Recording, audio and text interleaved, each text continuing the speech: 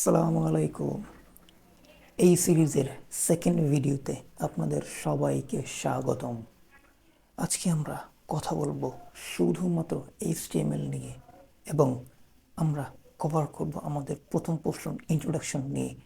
HTML overview, HTML কেন use করা হয় এবং এইচটিএমএলটা ওয়েব ডেভেলপমেন্টের জন্য কতটা গুরুত্বপূর্ণ। তো আর কোনো কথা না বাড়িয়ে চলেন শুরু করা যাক। তো প্রথমে আমরা আসলে এই জিনিসগুলো মনে রাখার মতো তেমন কিছু নাই, সেজন্যে আমরা একটু গুগল সার্চ করে দেখতেই পারি এইচটিএমএল আসলে কী।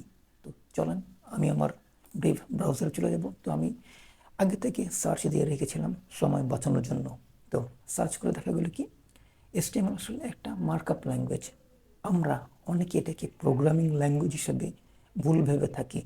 ইভেন আমি অনেকের সিভিতেও দেখছি প্রোগ্রামিং ল্যাঙ্গুয়েজে এইচটিএমএল দেওয়া, কিন্তু আসলে সেটা হওয়ার কথা না। এইচটিএমএলটা মার্কআপ ল্যাঙ্গুয়েজে পড়ার কথা।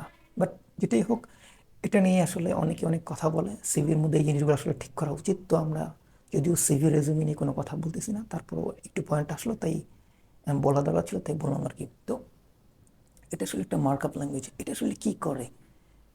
এটা আসলে ওয়েবসাইটের মধ্যে বিভিন্ন ধরনের জিনিসপত্রকে সঠিকভাবে স্ট্রাকচার করতে সহযোগিতা করে।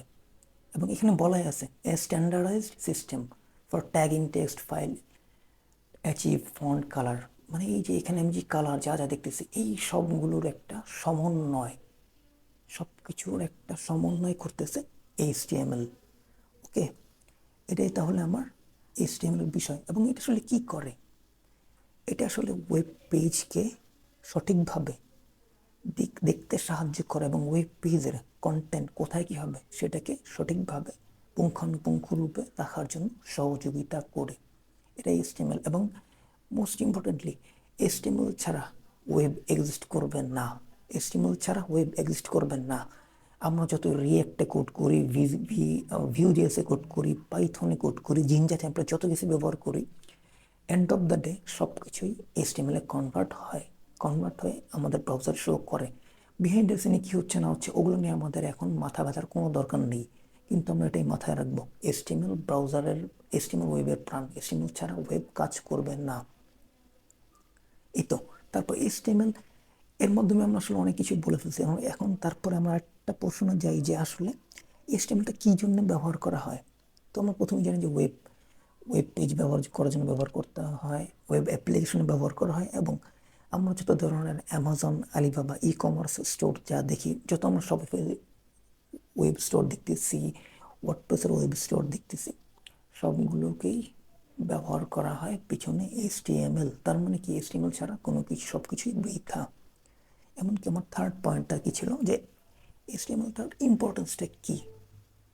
তো আমরা তো এইচটিএমএল ইম্পর্টেন্স নিয়ে তখন কথা বলেই ফেলছি যে এইচটিএমএল ছাড়া ওয়েব কাজ করবে না। ফান্ডামেন্টাল জিনিসপত্র সব কিছুই কাজ করবে এইচটিএমএল জন্যে। তার মানে কি ওয়েব ডেভেলপমেন্টের প্রথম শুরুর ধাপ বা প্রথম যা কিছুই করতে চাই সব কিছুকেই করতে হবে, সব কিছু শুরুই করতে হবে কী নিয়ে?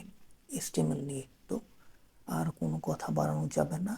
আমরা আমাদের পরবর্তী ভিডিও থেকে আমরা আসলে ভিএস কোডে গিয়ে আমরা আমাদের এইচটিএমএল লেখালেখি শুরু করবো। এবং আমরা আশা করি আমাদের এই সিরিজটি খুব তাড়াতাড়ি ভালো রিচ হবে এবং আমরা অনেক ভালো কিছু শিখতে পারবো এবং আমরা আসলে ওয়েব ডেভেলপার হিসেবে নিজেদেরকে ইন্ট্রোডিউস করতে পারবো। এবং ওয়েব ডেভেলপার না হলেও এইচটিএমএল শিখে রাখতে কোনো দোষ নেই। নলেজ কখনই হারানোর বিষয় না। যতই নলেজ হবে ততই আপনার জন্য অপরচুনিটি বাড়বে। তো এই কথা রেখে আজকে এ পর্যন্তই বিদায় নিলাম। আল্লাহ হাফেজ।